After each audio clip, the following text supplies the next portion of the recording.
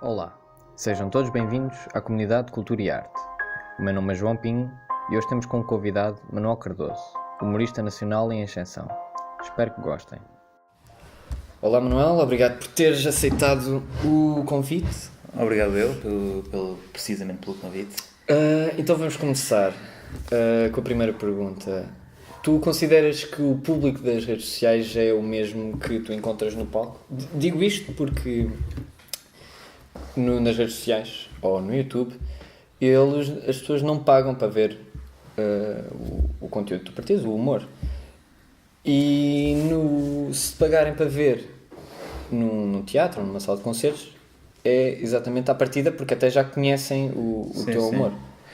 Acho que é demasiado das redes sociais o público que vai parar ao palco. Ou seja, isto por culpa de não existir um público de comédia, não diria incondicional, mas que gosta de... Há pouco público que gosta de comédia e que vai a espetáculos por cultura de stand-up. Portanto, normalmente, se vão ver um espetáculo é porque já existe um following nas redes sociais ou nos médias tradicionais, mas em princípio nas redes sociais. E achas que é difícil fazer essa passagem? É uma taxa de conversão baixa, não é? Se tiveres um vídeo com 1 milhão de visualizações, não significa que não é nem claro. 10%. Sim. Mas é a única maneira a única maneira com os teus próprios meios que existe para conseguires público para o palco. E portanto, isso é muito melhor do que era há 10 anos em que tinhas de distribuir flyers e era claro. Word of mouth e não sei o quê. Então, mas depende muito do conteúdo que tu fizeres também. Sim. Porque acho que o público do vídeo viral não é um público de stand-up. O público do vídeo, ou seja, pode ter muitas visualizações Sim. e constante, isso é público. Mas teres um vídeo viral, normalmente o público partilha ou viu aquele vídeo porque aquilo tem graça, porque aquilo é de um consumo facilitado e rápido, ou porque valida as crenças, não é? Normalmente um vídeo lá está contra alguma coisa ou a favor de alguma coisa, ou seja, a partilha não significa que a pessoa esteja a dizer que o humorista é genial, não é? Pode ser só porque claro. Encontrou uma coisa com a qual concorda e tem um texto bem estruturado em princípio e partilha porque valida a opinião. Portanto, nem sempre significa que te achem graça quando és viral. Se tiveres um conteúdo que possa não ter assim, não seja viral, mas que é constante e no fundo que consigas criar um culto, e há exemplos de Sim. pessoas de humoristas que criaram um culto forte sem ter de apelar à abrangência e ao consenso.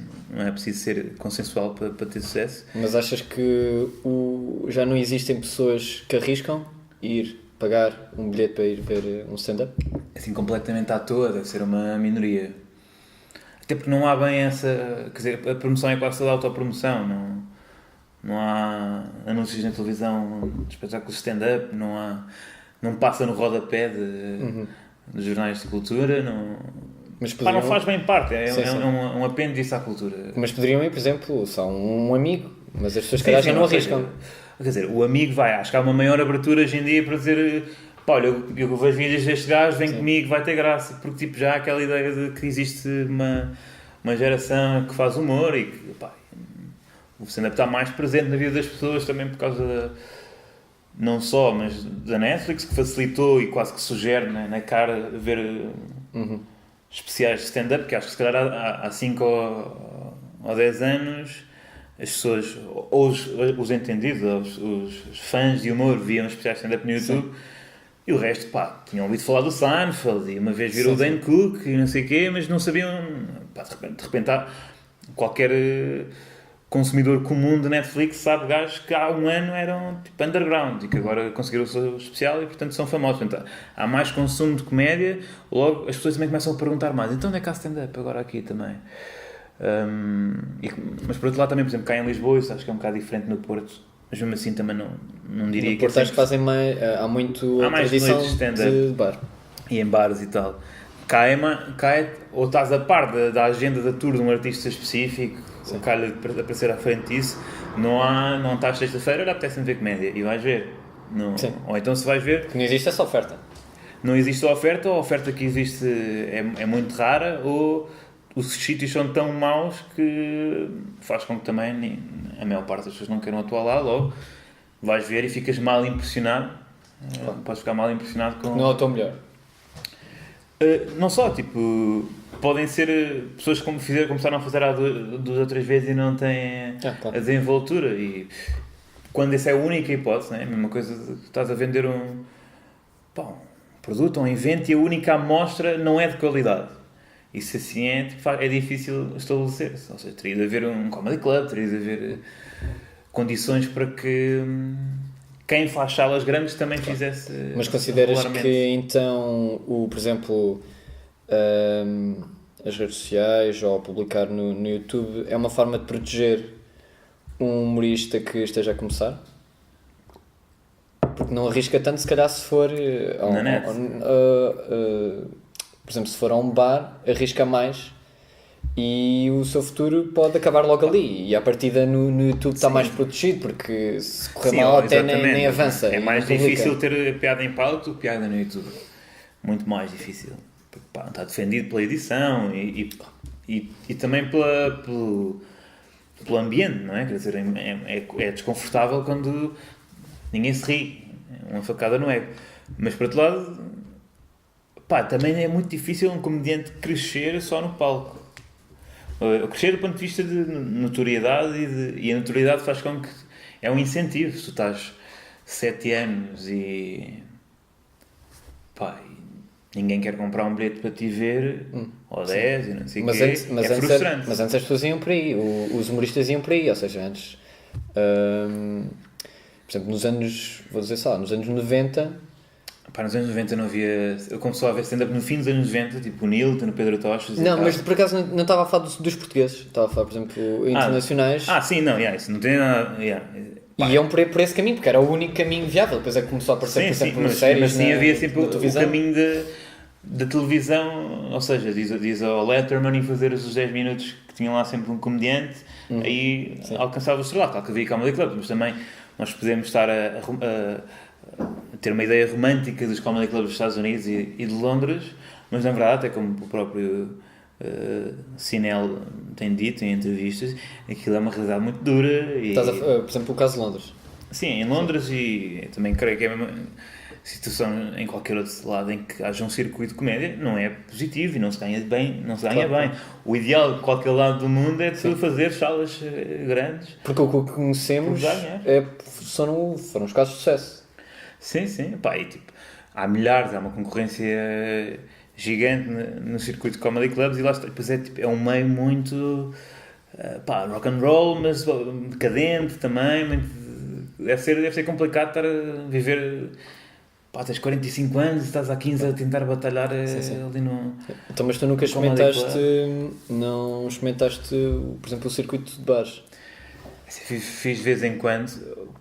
Eu quando comecei a fazer stand-up regularmente, a estratégia que eu utilizei com outros gajos com quem estava a começar, inclusivamente o Diogo Batáguas, que tinha um grupo com ele e mais 5 pessoas, que tirámos um curso e depois juntámos. Nós tínhamos o contacto, arranjámos um contacto de uma pequena sala que era ali em Santos, que era a Sociedade de Guilherme Cussul, e fazíamos lá temporadas, de 7 datas. Começou por ir os amigos e tal, mas tentámos, conseguimos sempre fazer 1 mês e meio ali a testar material, sempre com casas, bacanas, 50, 60 pessoas, e que dava para crescer, mas lá está, isso era autoproduzir-se, e eu acho que isso é melhor do que ires para bares. Para bares tu tens zero controle do que é que se está a passar, zero controle qual é o conceito do bar, é que vais... Quem entra ao... por exemplo, de quem entra, não é? Sim, também isso. Podem entrar lá e depois é que perceberem-se que vai haver... Exato, não é propriamente... Não há muitas casas com cultura séria de comédia. Na altura achámos que era mais fixe juntarmos, e depois fomos fazendo isso ao longo de 2, 3 anos, e acho que nos deu uma experiência fixe, porque eu costumo... aliás, é a minha opinião de que eu acho que é melhor... a minha opinião, eu acho que... Mas eu acho que é melhor palco do que muito palco. Há sítios onde, tu vais ganhar estaleca porque o teu ego vai sair ferido, mas na verdade não vais ganhar nenhuma desenvoltura como comediante, porque o público não te respeita, tu não queres estar ali, o gajo do bar não quer saber bem que estejas lá, tens um posto à frente e na verdade não vais ganhar, vais só sair triste dali, ou se rirem muito também não é uma coisa que tu possas levar para casa e como feedback positivo. É sempre preferível melhor do que pior, mas pá, é muito difícil hoje em dia, ainda mais difícil arranjar salas. Na altura, ou seja, a cena de stand-up em Lisboa está pior do que estava há 3 anos. A nível de circuito, não de qualidade. Depois havia o Comedy Club, e o Comedy Club nisso então ajudou bastante a que houvesse palco regular, e tanto a nível de open mics como espetáculos pagos. Mas, por exemplo, como é que funciona por exemplo, os espetáculos que acontecem numa sala de teatro ou num coliseu? São os humoristas é que alugam a sala? Ou alugas ou é a porcentagem dos bilhetes. E depende, pá. Há negócios bons e há negócios que não são bons. Acho que, por exemplo, o Coliseu não é um bom negócio. É caro, porque é muito caro. Porque mexe muita gente para abrir uma noite no Coliseu. Ou seja, tens que garantir que esgota. Ou sim, mesmo aí... Tens que quer dizer, mas lá está, é mais um statement do que um bom negócio. E pá, o gajo fez o Coliseu e é fixe, como é óbvio que é fixe. Sim. Do que se calhar uma sala mais pequenina, uma sala de teatro, por exemplo. Sim, pá, lá está, hoje em dia, agora abriu o Capitólio e fui lá ao Famous Fest. Sim. Eu por acaso não vi lá nenhum espetáculo, não vi, fui ao Famous Fest só ver lá em cima, por acaso não fui a nenhum espetáculo. Os mais jovens? Vi no primeiro dia, vi o Durão no primeiro dia. Sim, eu fui aos 3, sim, também vi esse. Não vi no espetáculo mesmo na sala, mas provavelmente supostamente é uma sala nova para comédia. A sala, pronto, são cadeiras e depois eu tem lá dentro e não adorei a sala porque é muito alta, parece muito... pouco íntima, um lado daquele intimista. Pouco íntimo. Para a sala que eu gosto mais, nunca atuei lá, mas das grandes, acho que o Tivoli é das mais fixes, porque é quadradão, é assim, muita gente num espaço pequeno. Isso é bom, e tem assim aqueles carpetes e tal, lá tudo. Passando é bem preciso calor, a pessoa não pode estar claro. tensa. Mas voltando às redes sociais, tu não achas que as redes sociais trouxeram um pragmatismo um pouco perigoso até para os humoristas? Porque, por exemplo, um humorista que tenha uma conta profissional no Instagram consegue obter um número, variadas estatísticas relativas até, por exemplo, a idade Sim, o género quase demográfico. E não achas que isso é um pouco perigoso porque o humorista consegue ir experimentando e depois adaptando às pessoas que o seguem nessas redes sociais? Sim, há um grande perigo de criares a tua própria... Em vez de ser o contrário, as pessoas seguem porque gostam e eles é que se adaptam. Adaptam no sentido em que... Sim, eu tive essa conversa recentemente que...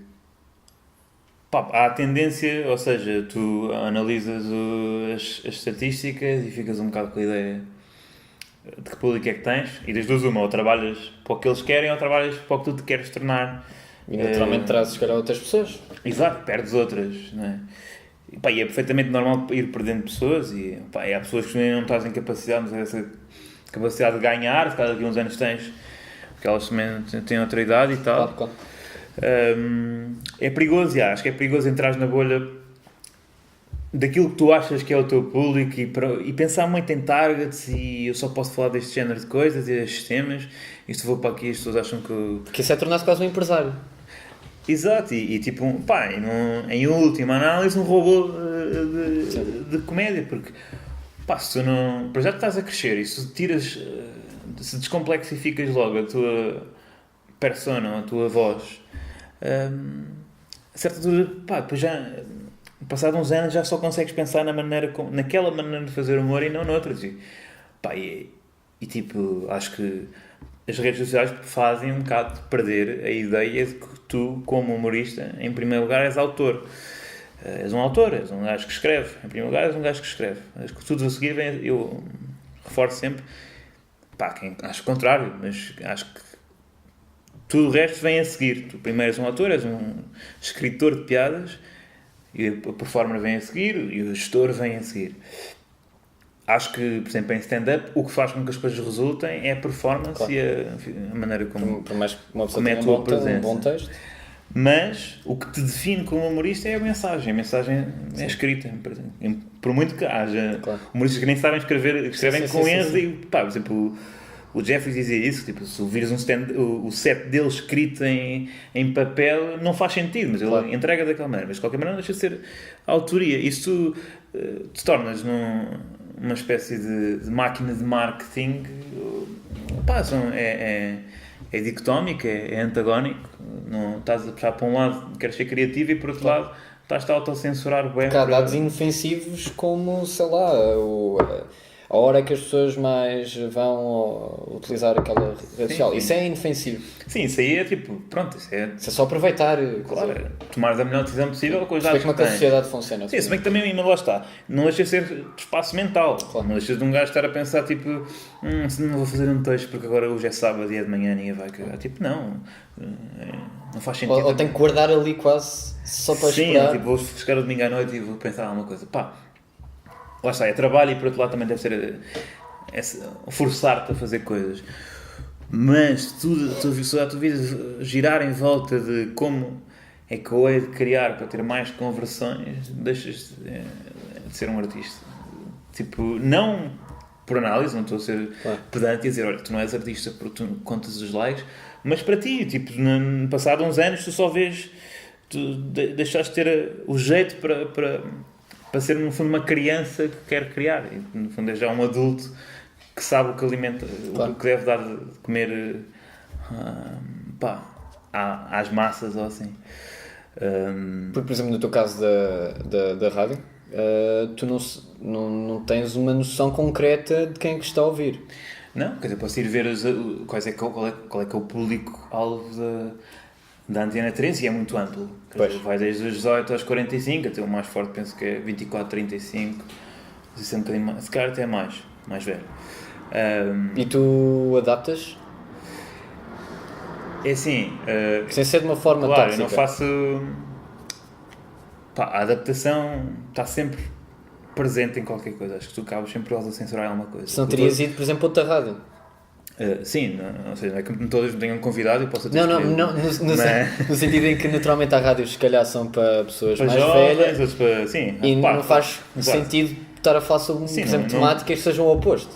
Rádio sim, complicado. Tens lá uma rubrica de humor escrita para alguém com menos de 50 anos. Claro. A rádio cidade e... Depende muito. Por exemplo, o Carlos tem um programa na cidade e os temas já não são propriamente infantis e as conversas que depois ele tem com os convidados já não são infantis. Quer dizer, não é que tenha sido uma vez, mas não são propriamente para um público secundário só. Também há à noite, é diferente. Acho que tu nas manhãs estás mesmo ali, tem que ser o público-alvo, porque é onde capturam audiências, é nas manhãs. Na comercial não podes, também tens que ser um gajo amplo, também não podes ser um gajo político, na comercial, quer dizer, podes, mas com aquela abordagem política se calhar um bocado reminiscente da revista, que é um bocado os políticos são todos uns corruptos. Sim. Não vais para lá doutrinar, claro. Pronto, como é que eu ia dizer, não vais para lá fazer o que o Bruno Nogueira faz no Tu Pensar, por isso é que ele está a fazer outra coisa completamente diferente na comercial, porque pá, faz sentido, é marca, se eu ligar comercial não está à espera de se chatear. Não, sim. É para ocupar o tempo. A Antena 3 é uma rádio que do ponto de vista temático não tem uma forma. Eu não acho que a Antena 3 pode ser tudo, eu acho. A Antena 3 pode ser tudo. E por isso é que sinto-me muito feliz por estar lá. Porque me deram essa liberdade. Tipo, não me disseram, olha, tens de falar sobre isto ou aquilo. Tipo, disseram, obviamente, o que é que gostavam não que eu falasse, mas porque é que me tinham chamado. Mas não disseram, tipo, faz isto e aquilo, e nós temos que apelar a este público a esta hora, portanto falas isto e tal. E a Antena 3, pá, faz com que tu possas tentar, lá está, o Mata Bicho era lá, e era mais político e tal, com uma força política. Tens o Bruno Aleixo, que é uma cena completamente diferente. Sim. E portanto, pá, isso, obviamente que eu adapto para a rádio e para a situação de estar ali com mais pessoas em estúdio. E mesmo assim, isso é um processo que eu estou completamente a assimilar e a aprender, e é difícil. Pá, tu escreveres um texto que Por isso aquilo não tem aquele nível de guião que tem na comercial, em que basicamente toda a gente tem a sua fala, aquilo parece um bocado, sem criticar, mas é um bocado radionovela. Na Antena 3 não, eu trago o texto e as pessoas vão contribuindo e eu tenho que gerir isso com o meu próprio timing. Sim. E é o que eu estou a aprender. Adapto para a rádio, mas é um bocado o que eu quero falar. Sim. Se eu tivesse a fazer um vídeo para a net, se calhar dizia mais asneiras, mas era a mesma coisa. Claro. Uma coisa é que, qual é digo eu que é um fascínio, porque é que ainda é tão importante a rádio para os humoristas? Sendo a rádio um dos meios de comunicação mais antigos e tendo agora uma nova realidade, pronto, que são outras plataformas e outros gostos, porque as pessoas, os mais jovens, por exemplo, já não veem televisão, ou já não veem tanto rádio. Não consomem através da televisão. Ou seja, mesmo que haja um programa que passe na rádio, a rádio fica, muitas vezes isso acontece, fica a ganhar se colocar na internet. Sim. Pronto, a minha pergunta é porque é que os humoristas ainda continuam a arriscar ou ainda sentem que isso é um espaço agradável para eles? Acho que ainda tem muito alcance. Ano, não é? A rádio tem muito alcance ainda. Sim. Ou seja, é mais difícil tu largares. As pessoas não trocam de carro tanto quando trocam para uma Smart TV. Portanto, a maior parte das pessoas ainda não liga ao cabo AUX de manhã, não ouve rádio. Claro. Portanto, ainda tem bastante audiências. Depois soube muito melhor que a televisão fazer a transição para a internet. Tanto a nível de utilizar o vídeo, que é uma cena que eu não amo, mas que fizeram muito bem, como... Mas não gostas porquê? Não sei, porque quando tu vais para a rádio não estás a pensar que estão a filmar. Estás a ver? Eu estou aqui a falar contigo, não estou bem a pensar que nos estão a filmar, estou a pensar mais... E isso tira boa pressão, porque a televisão desgasta, a imagem desgasta. E no teu caso da rádio, estás muito focado no teu texto, não é? Não há uma dinâmica de movimento, de ação, não é? Não é um sketch. Exato. Portanto, se eu estivesse a fazer aquele texto com vídeo, estaria a olhar para a câmara, porque é um diálogo com o interlocutor, não é um sketch. É um monólogo. Mas desgasta menos. A televisão desgasta muito. E especialmente em Portugal, em que as audiências são pouco repartidas e tu teres um programa na RTP ou na TVI, como tu podes ver, os humoristas mais badalados e mais mediáticos fazem com muita calma e com muito critério, usam sempre na televisão, e os que estão acabam por se cansar um bocado, porque estão sempre a entrar pela casa das pessoas. A rádio protege isso, porque a voz é menos desgastante, porque se cria a questão da rotina, que é tipo, pronto, eu todos os dias assim, ali, eu vou ouvir o Bruno Nogueira, porque tem menos meios, logo é menos difícil falhar, não é? Tipo, podes ter uma série bem pensada, não sei o quê, mas falha um meio técnico e já não está tão fixe, ou os atores não são aquilo que tu... depende muito de menos coisas. E portanto é fixe. E é uma maneira de fazeres um sketch, dá o trabalho de arranjares um ator bacana e adereços, e mais a edição, mais os decors e as várias câmaras e não sei o que mais. E na rádio, num podcast, eu não sei o quê, tu estás ali a criar um imaginário através das palavras e lá está, é bem próximo do texto, e também é próximo do stand-up, porque também, por exemplo, os podcasts mais longos e não sei o quê, têm essa vertente de intimidade, de revelação e de descortinar um bocado a vida, que interessa muito aos humoristas, porque gostam muito de ouvir falar. Mas então isso é uma das razões por tu já não fazes há algum tempo vídeos para o YouTube? Essa questão do trabalho, de fazer cortes, de criar um... Eu até gosto de editar, mas também cansa muito esse processo de ter uma ideia para vídeo todas as semanas.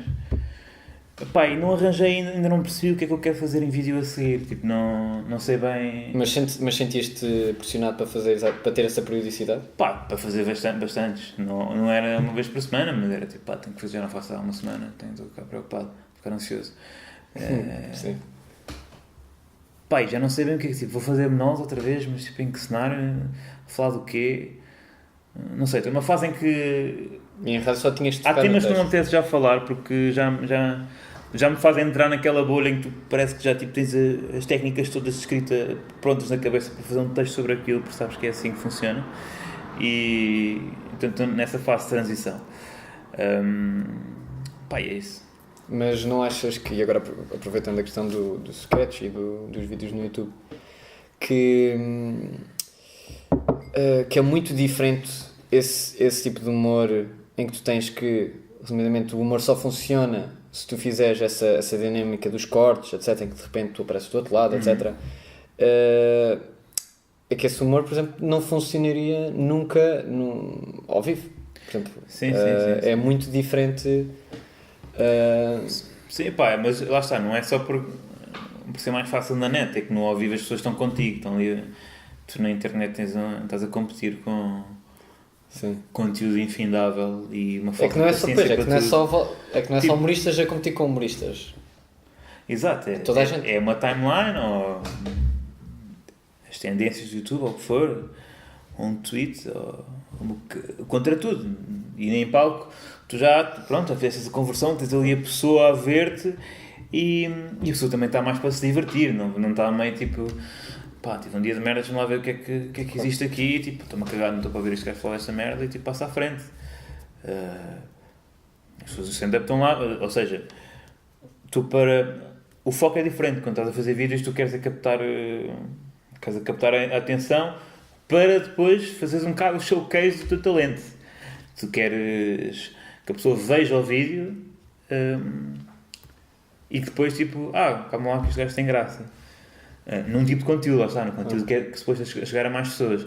A pessoa também pode conceber séries, Porque até estes sketches são muito diferentes do que existia, por exemplo, do Gato Fedorento. Completamente diferente, porque são feitos, por exemplo, ou no estúdio, ou no quarto da pessoa, ou no carro da pessoa. Sim. Pá, depois é muita cena do... que também já não apetece muito fazer, do identificável e não sei o quê, as coisas que são identificáveis. Se bem que, ou seja, eu continuo a relacionar-me com humor que é relacionável, não é? Que faz parte, a maior parte do humor é relacionável, mas muito dessa estrutura do 5 coisas que... Sim. Pronto, identificou-te também que faz este comportamento amplo. Mas não achas que isso já estava... Então isso já estava... Estavas a dizer que isso já estava demasiado mecanizado? Pá, sim, a mim não apetece muito fazer, porque penso, tipo... Chegas a uma altura em que tu... Pá... Isso é o que se calhar o BuzzFeed faz e tu não queres ser o BuzzFeed. Claro. Não é? Tu não queres ser... Pá, e depois lá está, já foi muito bem feito por outras pessoas. Tipo... compensou fazer aquilo durante algum tempo. Agora, a menos que os comportamentos das pessoas mudem radicalmente, há poucos comportamentos que ainda não foram tipo, vistos por esse prisma. Há outros prismas por onde ver, é difícil. E lá está, também não vais inventar nada. Eu não estou aqui a dizer, tipo, olha, estou farto desta linguagem, agora vou inventar uma nova maneira de fazer humor. Claro. Isso não existe. As maneiras de contar histórias já estão quase todas inventadas. E as formulações... Pá, tem essa cena, não é? Tipo, acho que as histórias são todas recontadas. Mas pronto, quer dizer, é uma questão também de idade. Eu já não vou sair à noite tanto para estar a falar sobre o urban. Percebes? Já não... Isso era o que eu fazia aos 19. Sim. E portanto, na verdade, na altura fazia todo o sentido escrever sobre isso, porque pá, foi tipo, o que é que eu vou escrever? Sobre as minhas experiências. Pá, mas também, por outro lado, é um conflito lixado, que eu também não quero ser aquele gajo que depois torna-se naquele comediante chato, tipo pai, a falar dos filhos e da mulher e não sei o quê, tipo, e do IKEA e dos aviões e não sei o que mais. Tipo, também não é por aí. Sim. Quer dizer, pá, agora a minha cena é... eu quero estabelecer mais e ser mais capaz a fazer um humor mais político, porque esse é ageracional, não é? Quer dizer, obviamente uma pessoa de 13 anos é um bocado difícil de fazer, mas não depende da tua posição na sociedade, não depende... mais difícil, pá, depende da tua ideologia, se calhar, mas não depende das tuas experiências do dia-a-dia e pronto, se calhar acho que é a linguagem que eu quero desenvolver agora e que mais me puxa. Mais do que... Isso não podia ser feito num vídeo do YouTube? Pode. Mas também se calhar, bates na rocha um bocado porque... Se bem que eu acho que o YouTube já é muito mais diversificado e já não afunila tanto para conteúdos básicos. Mas pá, neste caso estamos a falar de preguiça. Sim. Neste caso estamos a falar Devemos de resumir preguiça. assim. Tu bateu agora.